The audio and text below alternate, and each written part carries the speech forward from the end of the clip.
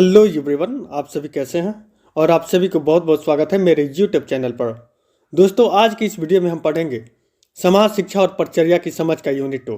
जैसे कि यूनिट 1 का हमने डिस्कस कर चुका है और उसका लिंक इस वीडियो के डिस्क्रिप्शन में भी मिल जाएगा। अदरवाइज आप जाके प्ले लिस्ट से भी उस वीडियो को देख सकते हैं। तो आइए फिर आज शुरू करते हैं, क्योंकि वीडियो काफ़ी लॉन्ग हो जाएगा, इसलिए बिना देरी किए हुए इसको हम पढ़ते हैं। यूनिट 2 में दोस्तों हम लोग को पढ़ना है विद्यालय और समाजीकरण। जैसे कि आप लोग यहाँ पे देख रहे हैं, विद्यालय और समाजीकरण। तो सबसे पहले दोस्तों हम लोग को समझना होगा विद्यालय क्या है और समाजीकरण की, विद्यालय में समाजीकरण की प्रक्रिया कैसे होती है। तो यहाँ पे देखें तो शिक्षा, विद्यालय और समाज, ये बुलेट 1 है। तो दोस्तों आप लोग देख रहे हैं, शिक्षा मनुष्य के विकास का मूल साधन है। इसी शिक्षा के द्वारा मानव अपनी जन्मजात शक्तियों का विकास, अपने ज्ञान और कौशल में वृद्धि तथा व्यवहार में परिवर्तन ला सकता है। जैसे कि दोस्तों आप सभी जानते हैं, शिक्षा के बिना मनुष्य पशु के समान होता है और शिक्षा ही मानव जीवन के व्यवहार में परिवर्तन लाता है। फिर आगे हम लोग बढ़ रहे हैं तो यहाँ पे देख रहे हैं, शिक्षा शब्द की उत्पत्ति संस्कृत भाषा की शिक्ष धातु से हुई है, जिसका अर्थ सीखना है और इस सीखना होता है। और हम देखें तो इस अर्थ में वे सभी कुछ शामिल हैं जो हम समाज में रहकर सीखते हैं। दोस्तों जैसे कि आप लोग को पता होना चाहिए, शिक्षा औपचारिक और अनौपचारिक दोनों रूप से होता है। तो जो भी हम लोग समाज में रह के सीखते हैं वह एक अनौपचारिक रूप से शिक्षा को ग्रहण करना होता है, लेकिन वो भी एक शिक्षा का ही रूप होता है। तो अतः हम कह सकते हैं कि समाज में रहकर ही हम सब कुछ सीखते हैं। समाज में ही विद्यालय आता है और इसी समाज में रहकर हम सब कुछ सीखते हैं या शिक्षा ग्रहण करते हैं। दोस्तों फिर आप देखें तो मनुष्य में शिक्षा की महत्वपूर्ण भूमिका होती है। शिक्षा ही बालक को मनुष्य पशु प्रवृत्ति से निकालकर मानवीय गुणों से ओतप्रोत कराती है। उसमें भावना, संवेग, सद प्रवृत्ति का उदय भी शिक्षा के माध्यम से किया जाता है। दोस्तों जैसे कि हमने बताया है, शिक्षा के बिना मनुष्य पशु के समान होता है और शिक्षा ही उस भावनाओं से निकालकर मनुष्य पशु प्रवृत्ति से निकालकर मानवीय गुणों से ओतप्रोत करती है। और दोस्तों फिर आप लोग देखें तो टीपी नंद ने शिक्षा को इस प्रकार कुछ ये डिफिनेशन देके बताया है। शिक्षा व्यक्तित्व का कि व्यक्ति अपनी पूर्ण योग्यता के अनुसार मानव जीवन में योग दे सकते हैं। अगर ओटावे के अनुसार दोस्तों हम लोग बात करें तो ओटावे ने कहा है, शिक्षा का कार्य समाज के सांस्कृतिक मूल्य और व्यवहार के प्रतिमानों को अपने तरुण और कार्यशील सदस्यों को प्रदान करना होता है। इस प्रकार अगर हम लोग आगे देखें दोस्तों तो आप लोग यहाँ पे देख रहे हैं, स्वामी विवेकानंद ने कहा है, व्यक्ति के आंतरिक पहलू की अभिव्यक्ति ही शिक्षा होती है। तो ये प्रमुख मनोवैज्ञानिकों के द्वारा ये शिक्षा के बारे में अपने शब्द को रखा गया है। दोस्तों फिर जैसे कि हमने बताया कि शिक्षा औपचारिक और अनौपचारिक दोनों रूप से होता है। तो आगे यहाँ आप लोग यहाँ पे देख रहे हैं शिक्षा के प्रकार। सबसे पहले औपचारिक शिक्षा की बात करें तो औपचारिक शिक्षा वह शिक्षा है जो छात्रों को विद्यालय में प्रदान की जाती है। यह शिक्षा प्राप्त कर छात्र वास्तविक अनुभव की प्राप्ति कर सकते हैं और उसमें समस्या समाधान का कौशल का विकास होता है। जैसे कि औपचारिक शिक्षा की बात करें दोस्तों तो यह औपचारिक शिक्षा विद्यालय के माध्यम से या ट्रेनिंग के माध्यम से हमें मिलती है। फिर आगे हम लोग दोस्तों देखें तो शिक्षा शब्दकोश में औपचारिक शिक्षा के अर्थ को स्पष्ट करते हुए लिखा है, औपचारिक शिक्षा कोई भी शिक्षा है जो कि रीतिगत, लौकिक है, नियमित, तर्क संगत, नियोजित एवं सुव्यवस्थित ढंग से प्रदान की जाती है। इसके प्रमुख साधन विद्यालय, पुस्तकालय, शिक्षण संस्थान आदि हैं। तो विद्यालय से, पुस्तकालय से, शिक्षण संस्थान से हम औपचारिक शिक्षा को ग्रहण करते हैं। उसके बाद दोस्तों हम लोग देखें तो अनौपचारिक शिक्षा, इसमें देखते हैं अनौपचारिक शिक्षा में तो अनौपचारिक शिक्षा छात्रों को विद्यालय में नहीं अपितु समाज से प्राप्त होती है। यह शिक्षा छात्र अपनी इच्छा से ग्रहण करता है। इस प्रकार की शिक्षा कहीं भी प्राप्त की जा सकती है। अगर अनौपचारिक शिक्षा की बात करें दोस्तों तो जैसे मैंने बताया है कि यह अनौपचारिक शिक्षा विद्यालय में नहीं, आदमी मानव कहीं से भी इसको समाज में रहकर उसको ग्रहण कर सकता है या पा सकता है। तो इस प्रकार ये हुआ। फिर दोस्तों अगर आप लोग यहाँ पे देखें तो अंतर्राष्ट्रीय शिक्षा आयोग ने लिखा है, अनौपचारिक शिक्षा जीवन पर्यंत चलने वाली प्रक्रिया है और उन लोगों की शिक्षा पर बल देती है जिन्होंने पहले शिक्षा छोड़ दी थी। अनौपचारिक शिक्षा की बात करें तो अंतर्राष्ट्रीय शिक्षा आयोग ने इसको बताया है कि यह एक जीवन पर्यंत चलने वाली प्रक्रिया है। यानी यह शिक्षा जीवन पर्यंत भर यानी पूरे जीवन काल में आदमी कोई भी मनुष्य उसको सीखते रहता है। और कुछ ये भी कहा गया ना, आप लोग तो जानते ही हैं, कुछ गलतियां ही कुछ सीखने की अवसर प्रदान करती है। अतः हम कह सकते हैं कि जब कोई भी मानव जीवन में है तो कोई ना कोई गलती करते रहेगा और उसी गलती से वो सीखता है।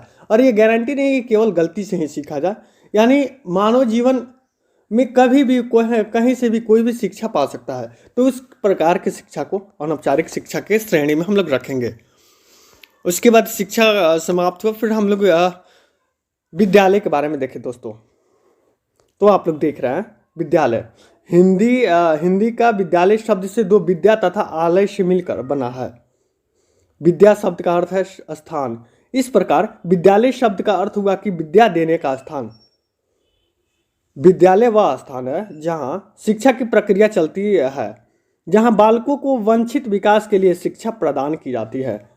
दोस्तों, जैसे आप सभी को पता है कि विद्यालय में ही जाकर या कोई ट्रेनिंग संस्थान में ही जाकर कोई शिक्षा ग्रहण करता है। अगर विद्यालय की बात करें तो विद्या दो शब्दों से मिलकर बना है, विद्या तथा आलय। और आलय का होता है घर, यानी वह स्थान जहां हमें शिक्षा प्राप्त होती है, उसी को विद्यालय बोलते हैं। फिर अगर आप लोग आगे देखें तो जॉन डीवी के अनुसार देखें दोस्तों, जॉन डीवी के अनुसार विद्यालय के ऐसा विशिष्ट वातावरण है जहां जीवन के कुछ गुणों और कुछ विशेष प्रकार की क्रियाओं तथा व्यवसायों की शिक्षा इस उद्देश्य से दी जाती है कि बालक का विकास वांछित दिशा में हो। फिर अगर रॉस के अनुसार दोस्तों हम लोग बात करें तो आप लोग यहाँ पे देख रहे हैं, रॉस के अनुसार विद्यालय वे संस्थाएं हैं जिनको सभ्य मनुष्य के द्वारा इस उद्देश्य से स्थापित किया जाता है कि समाज में सुव्यवस्थित योग्य सदस्यता के लिए बालकों की तैयारी में सहायता मिले। यानी रॉस ने इनको बताया है विद्यालय को कि यह वह स्थान है जहाँ पे सभ्य मनुष्यों के द्वारा, यानी सभ्य शिक्षक के द्वारा समाज को सुचारू और सुव्यवस्थित ढंग से चलाने के लिए बालकों को तैयार किया जाता है। उसके बाद विद्यालय समाप्त हुआ, फिर अगले टॉपिक पे हम लोग देखें दोस्तों तो समाज। शिक्षा संस्थान के रूप में समाज का अपना स्थान है। प्रारंभ में बालक परिवार तक ही सीमित रहता है, परंतु जैसे जैसे बड़ा होता है उसका परिचय क्षेत्र के अतिरिक्त बाहर भी होता है। वह पड़ोस में जाने लगता है, मित्रों के साथ अनेक उत्सवों, समारोहों, मेलों आदि में जाता है। वह अनेकानेक सामाजिक संपर्कों में आता है जहां वह समाज से कुछ सीखता है। वह समाज का गहरा प्रभाव उस पर पड़ता है। जैसे कि आप सभी को पता होना चाहिए, किसी भी बच्चा का सबसे पहला स्थान विद्यालय कुछ सीखने का वो घर ही होता है, अपने परिवार से ही कुछ सीखता है। लेकिन जैसे जैसे बड़ा होता है उसके मित्र मंडली, मित्र से अन्य अन्य लोगों से मिलता है, अलग अलग प्रकार के लोगों से अपना जान पहचान बनाता है, और उन लोगों के द्वारा जो सीखता है वह समाज में ही रहकर सीखता है। यानी उसको समाज बोलेंगे जहाँ पे वह बच्चा जैसे जैसे बड़ा होता है नई नई कुछ चीज़ें नए नए लोगों से सीखने को उससे अवसर प्राप्त होती है। फिर समाज को समझ लिए। उसके बाद हम लोग देखें तो विद्यालय में समाजीकरण की प्रक्रिया में विभिन्न कारकों की भूमिका तथा प्रभाव की समझ, और ये दूसरा बुलेट आ गया। फिर इसमें हम लोग देखें तो आप लोग देख रहे हैं विद्यालय और समाज में संबंध। आइए दोस्तों अब समझते हैं विद्यालय और समाज में क्या संबंध है।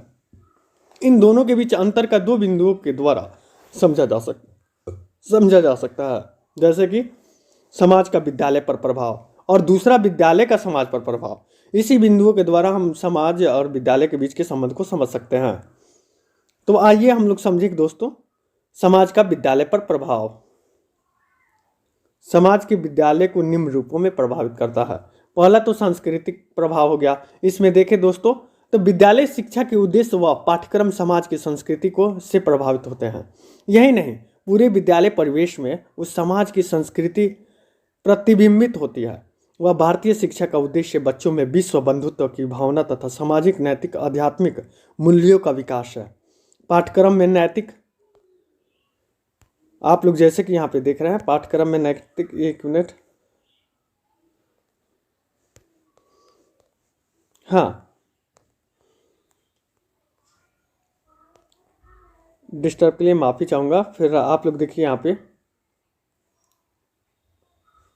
भारतीय शिक्षा का उद्देश्य बच्चों में विश्व बंधुत्व की भावना तथा सामाजिक नैतिक आध्यात्मिक मूल्यों का विकास है। पाठ्यक्रम में नैतिक व मूल्य शिक्षा को तो रखा ही गया, विभिन्न विषयों में उन उद्देश्यों को प्राप्त करने में सहायक विषय सामग्री को भी स्थान दिया गया है।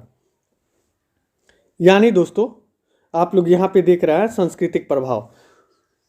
विद्यालय में संस्कृति का बहुत गहरा रूप से प्रभावित करता है, क्योंकि वहाँ पे विभिन्न परिवेश के बच्चे, विभिन्न संस्कृति से बिलोंग करते हुए बच्चे एक साथ रहकर पढ़ाई करते हैं और यह विश्व बंधुत्व की भावना को अग्रसर करता है। यहाँ पे विश्व यानी सभी एक भाई की तरह मिलजुल के एक साथ रह के, चाहे वो किसी समुदाय से, किसी भी सामाजिक किसी भी समुदाय से बिलोंग करता हो, लेकिन एक साथ वो मिलकर पढ़ते हैं, तो यहाँ पे विश्व बंधुत्व की भावना दिखाई देती है। और संस्कृति का भी प्रभाव होता है, एक दूसरे के संस्कृति को, रीति रिवाज को बच्चे समझते हैं। उसके बाद यहाँ पे देखें तो राजनीतिक प्रभाव। राजनीतिक प्रभाव में दोस्तों आप लोग देख रहे हैं कि समाज की राजनीतिक विचारधारा विद्यालय की शिक्षा के उद्देश्य, पाठ्यक्रम, अनुशासन व प्रशासन को प्रभावित करती है। प्रजातांत्रिक समाज होने के कारण भारतीय विद्यालय प्रजातांत्रिक नागरिक व नेतृत्व का विकास के लिए प्रशिक्षण प्रदान करते हैं। वहाँ के अनुशासन, प्रशासन व पाठ्यक्रम पर भी इसकी छाप दिखाई देती है। अगर तीसरा प्रभाव हम लोग देखते तो आर्थिक प्रभाव भी होता है। आर्थिक प्रभाव में यदि समाज की स्थिति अच्छी होती है तो वहाँ के बच्चों के लिए भी सुविधाएं संपन्न होते हैं। यदि आर्थिक स्थिति कमजोर होती है तो विद्यालय इन सुविधाओं से वंचित रहते हैं। यही नहीं, समाज की आर्थिक स्थिति शिक्षा के उद्देश्य से हुए पाठ्यक्रम पर भी प्रभाव डालती है। चौथा हम लोग देखें दोस्तों तो सामाजिक प्रभाव। अगर सामाजिक प्रभाव की बात करें तो विद्यालय में दी जाने वाली शिक्षा सामाजिक समस्या व समाधान व सामाजिक आवश्यकताओं की पूर्ति का साधन होती है। अतः विद्यालय पाठ्यक्रम में इसी विषय सामग्री को स्थान दिया जाता है जो इसमें सहायक होती है। भारतीय विद्यालयों में पाठ्यक्रम में सामाजिक रूढ़ियाँ, अंधविश्वास से बढ़ती जनसंख्या, प्रदूषण तथा सांप्रदायिक जैसी समस्याओं को दूर करने में सहायक विषय सामग्री को रखा गया है। उसके बाद दोस्तों इसमें कुछ और है जो कि हमको इम्पोर्टेंट लगा, इसलिए उसको तो हम हैंड रिटन नोट्स नहीं बना पाए हैं, लेकिन ये आपके एग्जाम के व्यू से काफ़ी इम्पोर्टेंट है। जितना भी हम टॉपिक डिस्कस कर रहे हैं ये आपके एग्जाम के व्यू से काफ़ी इम्पोर्टेंट है, इसलिए इम्पोर्टेंट टॉपिक और बुलेट को ही हमने यहाँ पे आपको समझाने का प्रयास किया है। अतः आपको जो भी हम यहाँ पे दिए हैं आप उसको ध्यान से पढ़िएगा। फिर आप लोग देखें तो समाजीकरण में विद्यालय की भूमिका। अब आइए हम समझते हैं समाजीकरण में विद्यालय की भूमिका क्या है। विद्यालय को अब समाज का लघु रूप माना जाता है, जिसके कारण विद्यालय में वे समस्त कार्य तथा गतिविधियां आयोजित की जाती है जो कि समाज में की जाती है। विद्यालय वर्तमान में केवल अध्ययन अध्यापन के कार्य तक ही सीमित नहीं है, अपितु सामाजिक दोषों, कुरीतियों तथा अंधविश्वासों को भी समाप्त करने में भी इनकी अग्रणी भूमिका है। लैंगिक भेदभाव को समाप्त करने में और जागरूकता लाने में विद्यालय की भूमिका का आकलन निम्न प्रकार है। जैसे कि आप सभी को पता होना चाहिए, विद्यालय वह स्थान है जहाँ पे बिना किसी भेदभाव के सभी प्रकार के, चाहे कि वो अलग लिंग से बिलोंग करते हो या अलग कास्ट हो, अलग संस्कृति हो, सभी प्रकार के बच्चे एक साथ मिलकर शिक्षा ग्रहण करते हैं। और विद्यालय वह स्थान है जहाँ पे इस प्रकार के भेदभाव को बिल्कुल इसको समाप्त करने में अपना अहम भूमिका योगदान देती है। इसके बाद देखें दोस्तों तो विद्यालय का जनतंत्रीय स्वरूप आप लोग देख रहे हैं। लैंगिकता हेतु शिक्षा में विद्यालय अपनी भूमिका निर्वहन विद्यालय परिवेश में जनतंत्रीय बनाकर करते हैं। जनतांत्रिक व्यवस्था में सभी व्यक्ति समान होते हैं। भारतीय संविधान कभी अपने नागरिक को स्वतंत्र, समानता तथा न्याय के साथ साथ अधिकार प्रदान करता है। इसमें जाति, धर्म, स्थान तथा लिंगादि के आधार पर किसी भी प्रकार का भेदभाव नहीं किया गया है और विद्यालय के सभी जाति, धर्म तथा बालक बालिकाओं को अब तृतीय लिंग, थर्ड जेंडर बिना किसी भेदभाव के साथ शिक्षा प्राप्त करने के अधिकारी हैं। विद्यालय में समता का व्यवहार देख कर बालक बालिकाएं समान व्यवहार करना, एक दूसरे का आदर करना सीखते हैं, जिसमें कि लैंगिक भेदभाव की भी कमी आती है। उसके बाद संपूर्ण व्यक्तित्व का विकास भी होता है। दोस्तों आप लोग देख रहे हैं वर्तमान विद्यालयों में वर्तमान बालकों को खाली बर्तन मानकर ज्ञान को ठूसने की अपेक्षा ज्ञान को, प्रकाश को उनके भीतर निहित माना जाता है। विद्यालय हो या बालिकाएं या उनके अंतर्निहित शक्तियां शारीरिक, मानसिक, बौद्धिक, सांवेगिक तथा आध्यात्मिक आदि समन्वयात्मक विकास करने का कार्य करते हैं, जिससे धैर्य तथा विवेक युक्त संपूर्ण व्यक्तित्व का विकास होता है। संपूर्ण व्यक्तित्व के विकास के द्वारा विद्यालय लैंगिक मुद्दों पर समान तथा सकारात्मक विवेकपूर्ण दृष्टि का विकास करते हैं, जिसके कारण लैंगिकता का भेदभाव समाप्त होने में सहायता प्रदान प्राप्त होती है। उसके बाद आप लोग देखें दोस्तों तो यहाँ पे व्यक्तित्व विभिन्नता, व्यक्तिगत विभिन्नता। प्रत्येक बालक या बालिका स्वयं में विशिष्ट होता है, क्योंकि उसमें कुछ व्यक्तिगत विभिन्नताओं विद्यमान होती है। अन्यों की अपेक्षा व्यक्तिगत विभिन्नता का सिद्धांत बालकों में तथा बालिकाओं में दोनों पर समान रूप से लागू होता है, जिससे बालक बालिका अर्थात लिंग विषयक भेदभाव नहीं पनपते हैं। उसके बाद चौथा है व्यावसायिक शिक्षा। व्यावसायिक शिक्षा है, इसमें विद्यालयों में व्यावसायिक शिक्षा प्रदान की जाती है और बालिकाओं की रुचियों तथा आवश्यकताओं के अनुरूप ही उनकी व्यावसायिक शिक्षा को व्यवस्था विद्यालय में करते हैं। उसके बाद दोस्तों यहाँ पे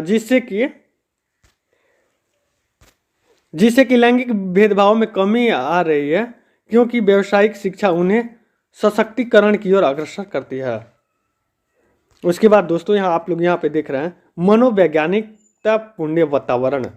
विद्यालयी वातावरण शिक्षार्थियों के मनोवैज्ञानिक पर आधारित होता है और ऐसे वातावरण में अधिगम तथा सरल प्रेरणादायक होता है, जिससे कि बालिकाओं में मनोवैज्ञानिक सुरक्षा के भाव का विकास होता है। इस प्रकार विद्यालय अपने मनोवैज्ञानिक पूर्ण वातावरण द्वारा लैंगिक भेदभाव को कम करते हैं। उसके बाद वयस्क शिक्षा। वयस्क शिक्षा की ओर अगर बात करें दोस्तों तो आप लोग देख रहे हैं विद्यालय निरीक्षणों में साक्षर बनाने में व्यवहारिक कुशलता लाने के लिए वयस्क शिक्षा एडल्ट एजुकेशन की भी व्यवस्था करते हैं, जिससे समाज में जागरूकता आती है और लड़कियों को लड़कों के समान ही शिक्षा प्रदान किया जाता है। उसके बाद दोस्तों आप लोग देखें तो सहशिक्षा की व्यवस्था।